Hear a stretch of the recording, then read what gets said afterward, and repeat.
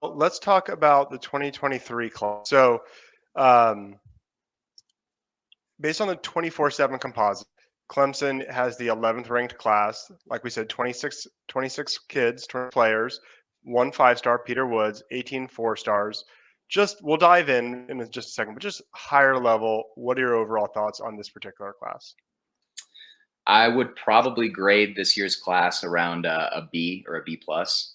I think the class composition is pretty similar to ones that we've had in the past, at least the ones that kind of built Clemson into when it was building up into a powerhouse initially, like 2 or 3 5-star players, maybe 10 or 15 blue chips, and then maybe 5 or 10 developmental players. You're obviously seeing the classes expand a little bit more in size, which is a good thing.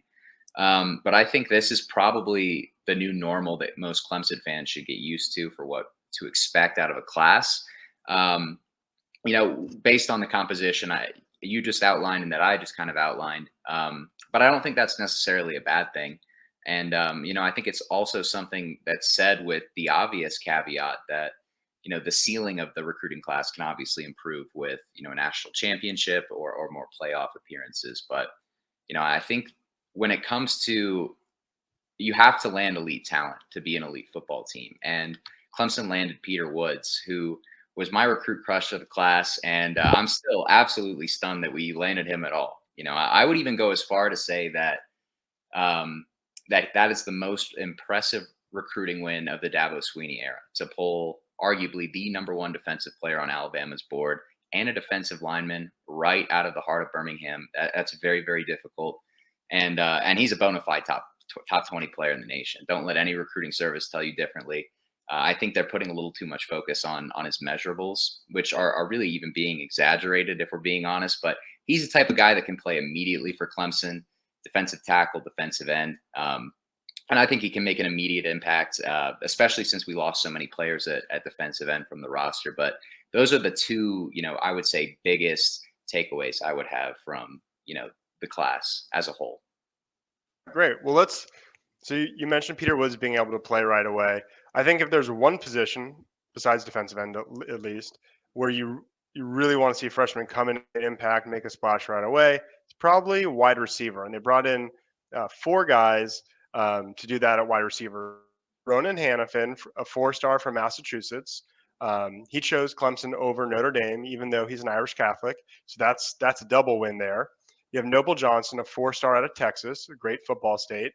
Then you have Tyler Brown, a 3-star from Greenville, who had an offer from Minnesota. Seemed like he was going there. We kind of came in late, got the local guy, and my son Kelly from Daniel High School. Of those 4, general thoughts and especially possible impact immediately next year. Yeah, I have a bit of mixed reactions when it comes to the receiver class this year. I think we signed 2, maybe 3 blue chip caliber receivers, depending on what site you use. But I'm not sure that any of the 4 are necessarily going to become huge like game breakers for us. I hope I'm wrong on that. In that regard, but I still think I say that, and I still think they can become solid contributors for us. But I don't think Clemson has landed a superstar wide receiver prospect outside of the state of South Carolina in multiple cycles. And that's not normal for the program. And it's something that really probably needs to change. As I said earlier in the show, that was a huge pain point for the Clemson offense this year. So to answer the question, though, I think that Noble Johnson is probably the person I would peg as most likely to contribute year one, just based on, his existing bulk and, physical preparation that he already has. Beyond that, I think it's a little bit harder to say. But I think each possess some niche caliber, or some niche prospects that I like about them. But I really feel like Clemson missed an opportunity at wide receiver this cycle. That there was plenty of local talent. There was, and I think that starts with 3 prospects from North Carolina that we barely got any traction with. Noah Rogers is the prospect that most people are going to know about. He was the headline prospect, number 1 wide receiver on our board. But he's going to Ohio State and he's going to be a star, and that's a big miss. Right out of our backyard, he had a little bit of a different personality. I think it didn't really vibe well when he came onto campus. But he's not the only receiver from North Carolina that I felt like Clemson should have taken a swing with. Lesser known is Nathan Leacock, who frankly, I believe might be a top 5 receiver in the entire class. He's very underrated. From North Carolina, like I said, never even offered. I want to say no interest at all for someone who I believe is a very talented receiver. And I think he's like 6'3", 6'4". He fits that mold of wide receivers that Clemson typically pursues. He's going to UT Junior, so I'm really not too happy about that. And then Chris Culliver, another guy from North Carolina, probably a top 150 type of guy. Um, he another dude with no Clemson offer, position of need. So I would say the management of wide receivers specifically was pretty frustrating for me over the course of this cycle. Gotcha. Well, the position that makes the biggest impact in football for sure, and maybe any sports, quarterback. Clemson landed a 4-star with Chris Vizzina out of Alabama. Clemson has a great reputation for quarterbacks because of Taj Boyd first, then Watson, then Trevor Lawrence. But I feel like kind of lost in that mix is a lot of guys who never really made it big as a starter, at least at Clemson. You had Zarek Cooper, who transferred, went the FCS route. Hunter Johnson, who transferred to Northwestern and then back. Chase Bryce, who was at Duke and then App State, and Tyson Pumachan, who transferred to Georgia Tech and now transferred down again to UMass.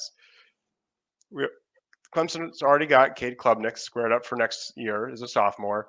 Do you feel like Chris Vizzina is the next in line with Boyd and all of them, or do you feel like there's a good shot he could kind of be a guy who transfers out to a smaller program? I like Chris Vizzina. Let me say that. It's kind of funny, first of all, because he is just going a little tangent here, but he's dating my neighbor from across the street back when I lived in Birmingham, like back from before high school. So I had a little bit of an inside peek into that There recruitment you go. for a while. It was pretty cool, yeah. But as a prospect, I think he's a very smooth passer. That's the thing I would say immediately jumps out to me. Um, he's not really going to wow you with his velocity, but he can put the zip on the ball when he needs to. He's consistently accurate, and I think that touch that just comes from being a very smooth passer. Just really going to harp on that. But he's also a strong athlete. I like what he can do with his legs. I feel like he's probably a better athlete than Chase Bryce, Eric Cooper, um, you know, probably Hunter Johnson too.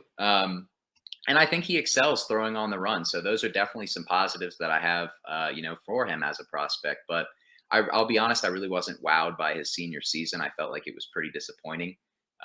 Being that I grew up in the area, I understand the level of competition that he's playing at, and also how bad.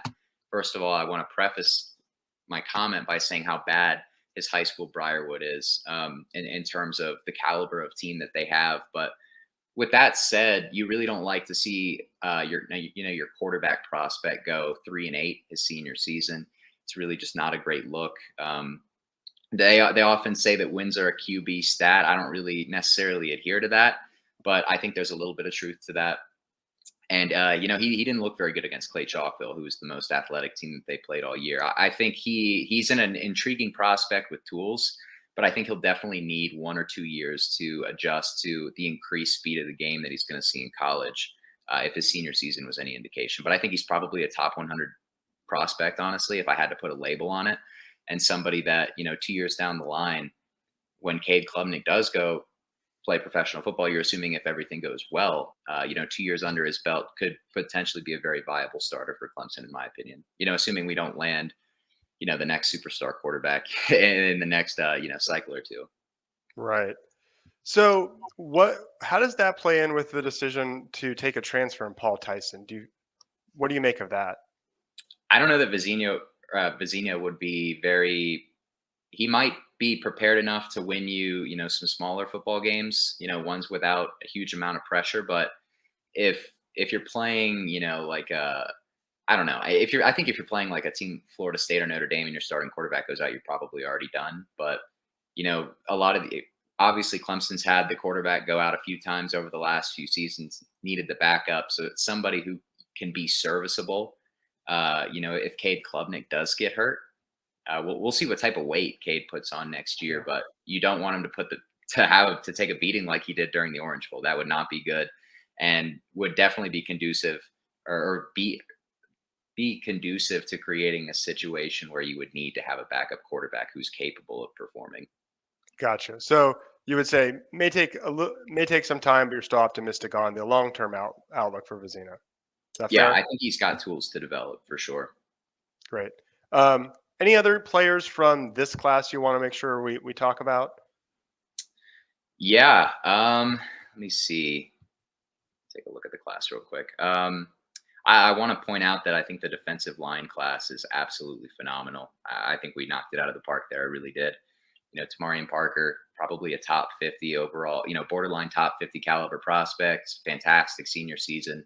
AJ Hoffler, another end commit. I think he's very underrated, probably the most underrated of all the defensive line commits. Stefan Green, probably a top 100 caliber defensive tackle prospect. So, I mean, the top end of the defensive line class is fantastic. They signed a lot of prospects. We're going to need to have a lot more bodies there over the next few cycles. So it's a great start. But I also think Clemson knocked the tight end and the offensive line classes out of the park too. Olsen, Pat Henry was an absolute steal in my opinion, and I can't wait to see him play. And then the offensive line class, I think pound for pound is probably the best that Clemson has ever signed. And people would probably point to that 2020 class maybe as their initial thought for the best pound for pound offensive line class, or maybe 2021 when we signed Tristan Lee, Marcus Tate, and Pennington. But this one's a great class too. I really believe that. I'm a big fan of Ian Reed. I think he can play. I think he can play early. He reminds me a lot of Andrew Rame, who is I think a top 50 prospect that signed with Oklahoma a few cycles ago. Sewell, big and physical center. Zach Owens is a massive prospect with big upside and light feet, but obviously some question marks around weight. And he didn't play his senior season because of an ACL injury. Beyond that with the class. I'm frustrated by the signings at the offensive skill spots, but I really like what we did in the trenches. I really like what we did at tight end, and I'm a fan of the secondary class too, especially Khalil Barnes. Gotcha. Yeah. Do you feel that the skill position players, there's more NIL considerations for those positions, and that could be weighing Clemson down, or do you think it's more just position coaches, general luck, and just the way things broke in this class? I think it's both. I don't think that Clemson's situation at wide receiver coach is really helping them at the moment. Especially the lack of production that the receivers have had over the last two seasons. But with that said, wide receivers especially are they have been the most expensive players Right. to acquire in the NIL. It's just a reality, and it's unfortunate because Clemson fans are used to seeing great receiver play. Absolutely. I'm pretty confident. I will say I'm pretty confident in Antonio Williams, Bo Collins, and Adam Randall this season.